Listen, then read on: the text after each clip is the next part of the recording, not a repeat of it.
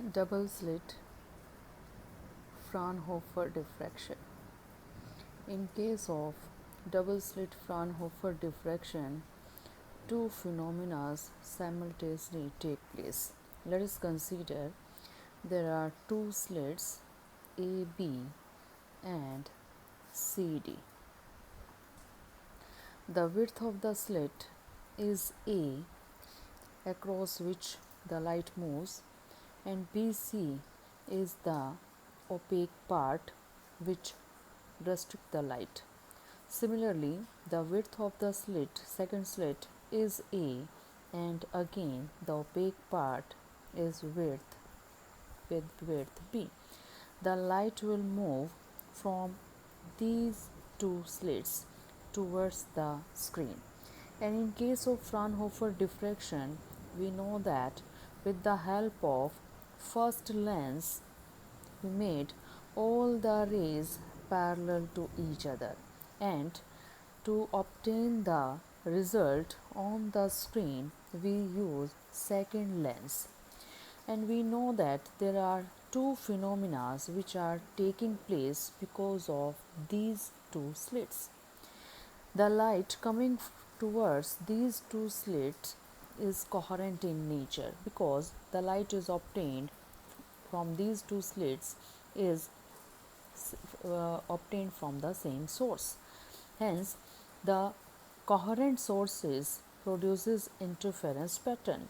Therefore, these two slits produces interference pattern. It means the rays coming from these two slits interfere, and we obtain the interference pattern at our screen. But due to the edges of the slit, the light will bend towards the corner, and there is a second phenomena which takes place that is known as diffraction. First slit will show its diffraction pattern, second slit also shows its diffraction pattern. It means single slits produces their diffraction pattern, but when double slit is taken with the diffraction pattern, we also obtain an interference pattern. Now we will first discuss about the conditions of the fringes obtained on the screen due to this interference pattern. Let us consider again we have two slits A, B and C, D, and the opaque part has width B and the slits have width A. We know that the light or the wave or the rays coming from these slits interfere with each other. Let us consider the ray coming from point A and the ray coming from point B interfere on the screen, and at any point P we are obtaining the fringes. Whether the fringe is bright or dark, it will depend upon the path difference of these two rays. To obtain the path difference, we find out the extra path covered by the ray which is coming from C to P, and this is the extra distance which is we are denoting here with E. If this CE is equal to n lambda, then at point P we will obtain bright fringe, because when the ray is coming from A to point P, and let us consider the crust is falling at P due to the ray coming from at A. Similarly, if we consider that the path difference between the ray coming from A and coming from C is of single wave, that is, we are putting n is equal to 1, it means the crust will fall on crust and we will obtain the bright fringe at the point P.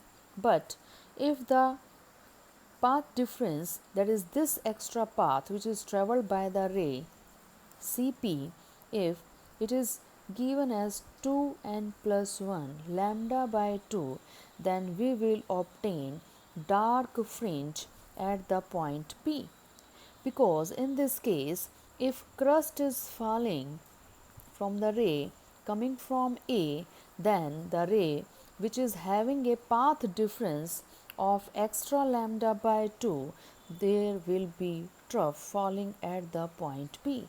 And according to superimposition principle of wave, if amplitude is taken or added, we will obtain total amplitude is equal to 0. Let us consider this angle is theta. Then AE is made perpendicular on CP. To find out CE, we know that we will obtain AC times of sine theta, and we know that what is AC, that is the distance between the slit and the opaque part, given as A plus B sine of theta. And this path difference, if this is equal to n lambda, then according to the condition of interference pattern, we will obtain the bright pattern. And if A plus B is such that this is equal to the odd integral multiple of lambda by 2, according to the interference condition, we will obtain the dark pattern. If we find out from equation 1 and 2 the condition for the angle, then we will find out that sine theta is equal to n lambda divided by A plus B represents the condition of brightness in case of interference pattern between these two coherent sources. And for dark condition, we will have 2n plus 1 divided by A plus B times of lambda by 2 gives the condition of darkness. Now, there is another phenomena which is taking place with interference is diffraction. And as we know that diffraction take place in between the rays which are coming from the same slit, and this single slit on the screen gives us pattern which have central maxima at the center of the screen, and there are secondary primary maxima, second secondary maxima, and so on. Similar pattern is obtained above the central maxima. These diffraction pattern are obtained but because as the light has a property which bends through the edges, and these rays which are bending through the edges, they will provide the maxima or minima. It depends upon the path difference in between these two waves. And if we obtain the path difference in between the two waves, we have to draw a perpendicular from A to BP, and let us consider this point is F. Again, consider that theta is the angle and this is perpendicular on BP. According to the formula, BF is equal to A times of sine theta, where A represents the width of the slit. According to the diffractions condition of fringes, we know that if A sine theta is equal to n lambda, then at point P we will obtain dark pattern.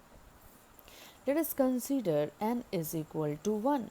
If n is equal to 1, A sine theta comes out to be lambda.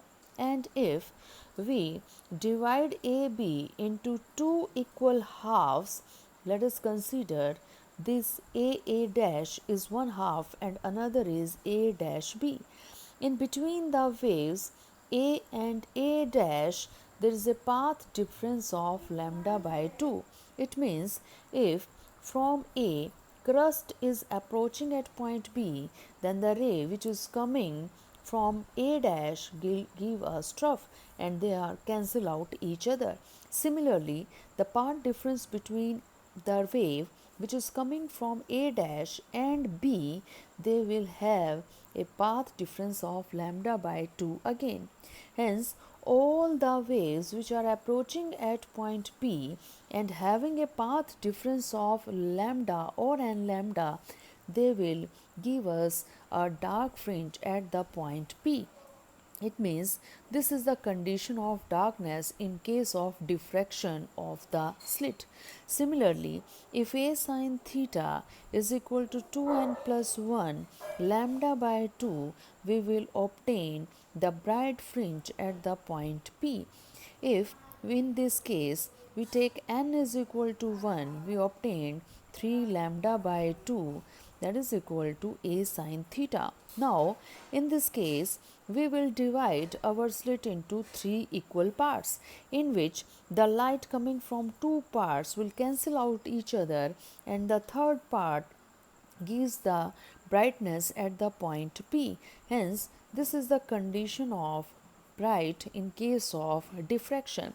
If we summarize all the two phenomena, we find out that in case of interference pattern, A plus B sin theta is equal to n lambda gives the condition of brightness, whereas A plus B sin theta is equal to 2n plus 1 lambda by 2 gives the condition of dark fringe. And on the other hand, the relation is opposite.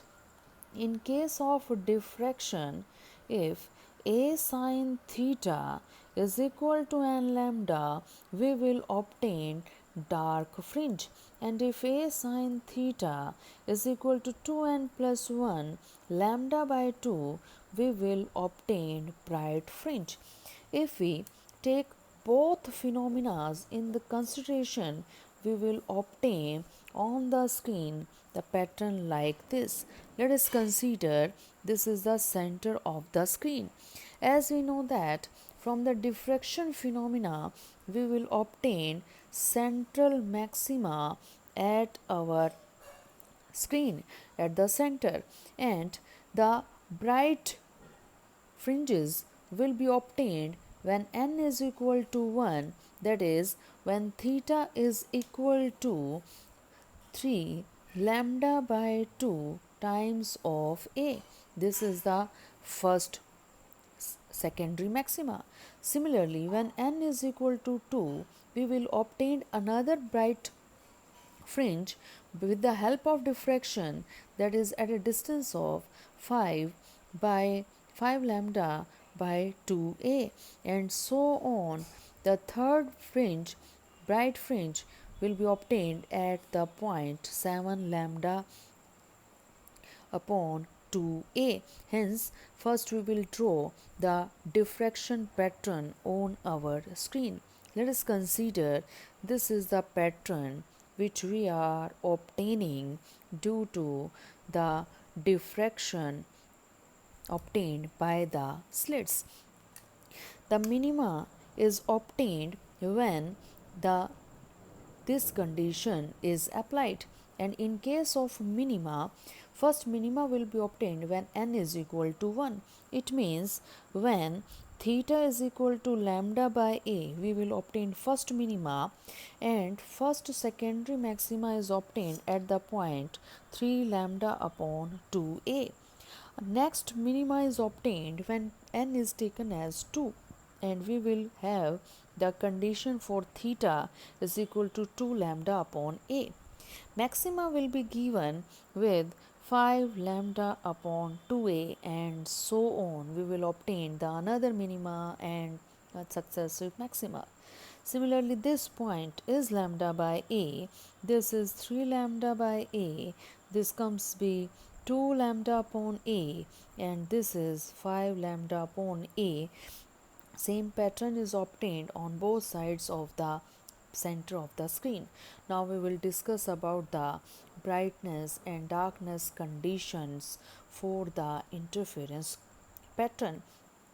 In case of interference pattern, this is the condition of brightness, and for this, if n is equal to 0, we will obtain theta is equal to 0, and hence with central maxima we will obtain the interference pattern maxima. The minima is obtained when n is taken as 1.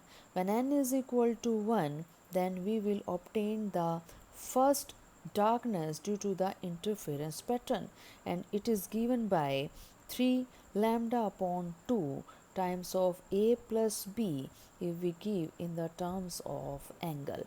It means if this distance is lambda upon a plus b, we will obtain the dark fringe. Similarly, again at n is equal to 2, we will obtain another bright fringe at an angle of sine theta is equal to lambda upon a plus b. Hence, at this point, we will obtain the bright fringe due to our interference pattern. Next, we will obtain a darkness, and this darkness is taken when n is given by 2. When n is given by 2, we will obtain the fringe, dark fringe due to the interference pattern. Similarly, we will obtain another bright and dark, and we will find out that at minima of our diffraction pattern, we will have minima of our interference pattern putting all these conditions. Similarly, we will obtain the pattern the same way on both sides, and this is the combined effect of our interference pattern and diffraction pattern due to double slit or two slit Fraunhofer diffraction.